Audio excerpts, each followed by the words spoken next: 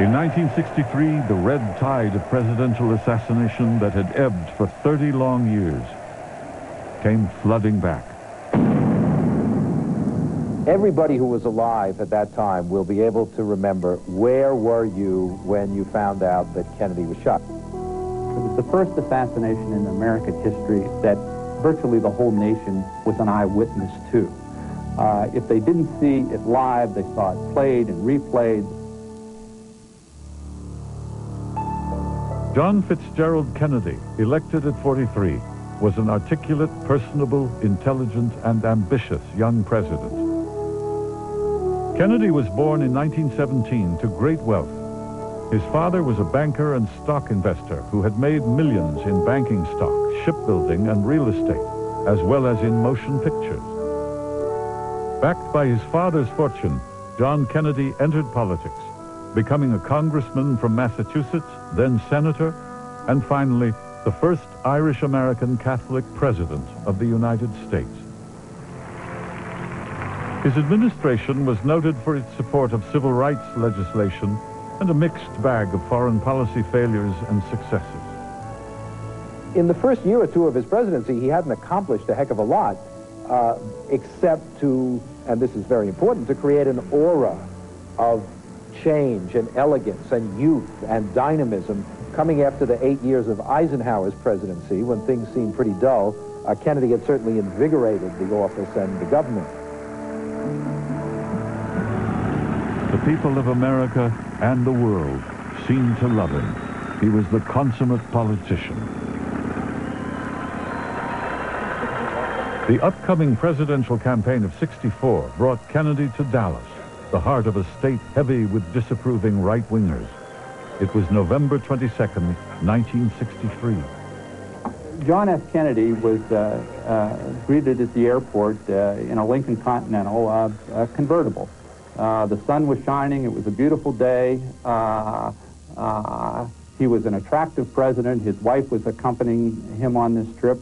And there was a motorcade through downtown Dallas. It was a joyous event. Kennedy's spirits were buoyed.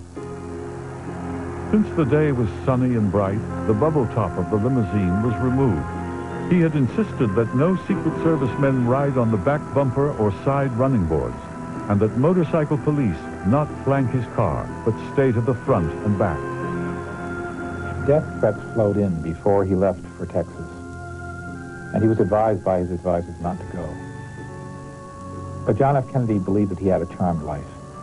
With Kennedy was Governor Connally and his wife. At 12:21 p.m., as the presidential limousine inched down Elm at 11 miles per hour, Nellie Connally turned to the president and said, "You surely can't say Dallas doesn't love you." "No, you can't," answered the smiling, waving president. He had just seconds to enjoy the adulation.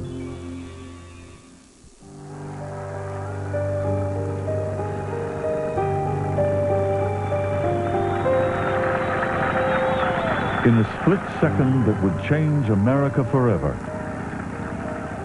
in front of the Texas School Book Depository, there was a loud crack.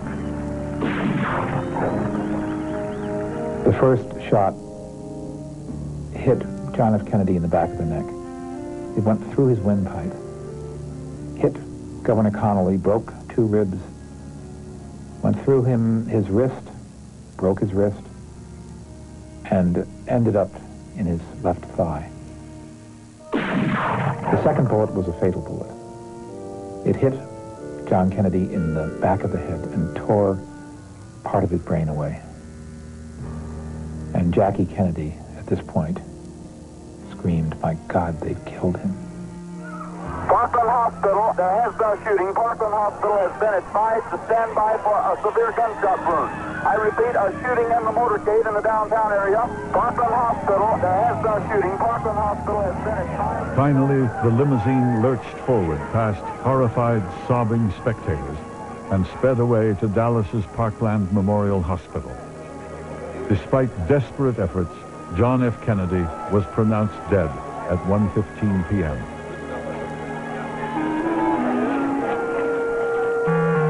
The The Dallas Morning News had outlined Kennedy's visit, giving the exact details of the route his motorcade would take through Dallas.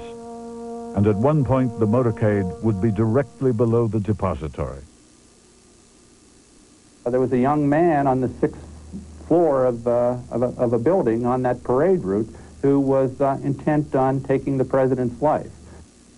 He had a rifle wrapped in brown paper with him. He took it up to the 6th floor of the book depository, where there was a lot of construction, and he unwrapped the rifle, reassembled it, and set a telescopic sight on it. As the president's motorcade passed below, he had fired. His incredibly accurate shots at a moving target twice hit the President of the United States. At 1:15 p.m., a police officer saw a man acting suspiciously and who looked very much like the description of a man who had been seen leaving the school book depository, walking along the sidewalk. He tried to stop him. The man shot him and killed him and ran into a movie house. Cornered by the police, the man tried to fire at them, but was captured in a furious struggle after his gun misfired. The man was 24-year-old Lee Harvey Oswald. Did you kill the president? No, I've not been charged with that. In fact, nobody has said that to me yet. The first thing I heard about it was when the newspaper reporters in the hall asked me that question. I've been charged with both killing Officer Tippit and John F. Kennedy. Are you and the rest of the police convinced you are the right man now? I think we do. I figure we have sufficient evidence to convict you. These people have given me a hearing without legal representation or anything. I didn't shoot anybody. Lee Harvey Oswald was a young man, early 20s, who came from a very troubled background. Oswald's father had died. He was raised by a very possessive mother. They lived kind of a transient life. Oswald had never really been able to make many connections with friends as he was growing up. His disconnectedness became political. He began to become interested in political causes. Lee Harvey Oswald was a hostile loner. He was a Marine radar technician. He defected to Moscow. While in the Soviet Union, he met and married 19-year-old Marina Nikolaevna Prusakova. Then, as had been the pattern, became disillusioned with life in the Soviet Union, whereupon he returned to the United States and began an existence that one could characterize really on the margins of society, moving from one marginal job to another. Oswald tried to return to Russia, but was refused. He tried to emigrate to Cuba, but was again refused. When his efforts to emigrate to Cuba were blocked by the Cuban government, I believe that Oswald decided at that point that he was going to do something extreme.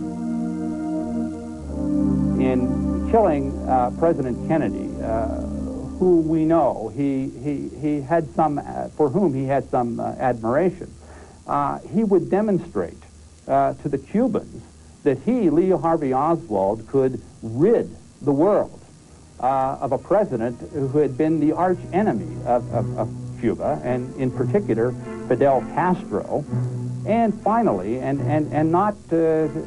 perhaps most importantly, he could get back at his wife, who was leaving him, who had refused his attempts to reconcile. As Oswald was being transferred from police court to a county jail, Jack Ruby, the owner of a sleazy nightclub, stepped out of the shadows and shot him. Now the prisoner is being moved out toward an armored car. There is the prisoner. Do you have anything to say in your defense? Oswald has been shot. There's a mass confusion there. Rolling and fighting. Thrown to the ground. The police have the entire area blocked. During the prior 2 days, Ruby had careened around Dallas, raging over Kennedy's death. He wept openly with complete strangers. It's hard to realize that a complete nothing, a zero like that, could kill a man like President Kennedy, he said. Oswald was rushed to the Parkland Memorial Hospital. The same physician that worked on JFK tried to save him. Again, the doctor was unsuccessful. Oswald was dead.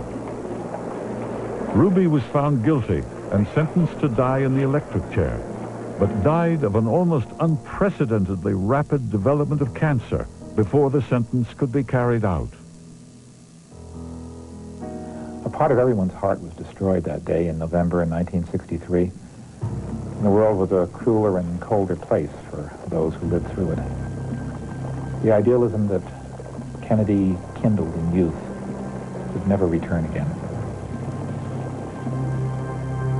One can spin out theories all day long. Unfortunately, theories require facts to go along with them, and nobody has managed to find conclusive evidence for any of these conspiracy theories.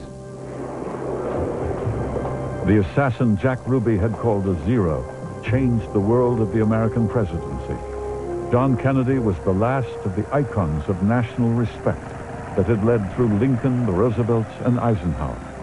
America's youthful hope for its presidents died with JFK, replaced with a wary cynicism toward a position that had become a target for not just insult, but bullets.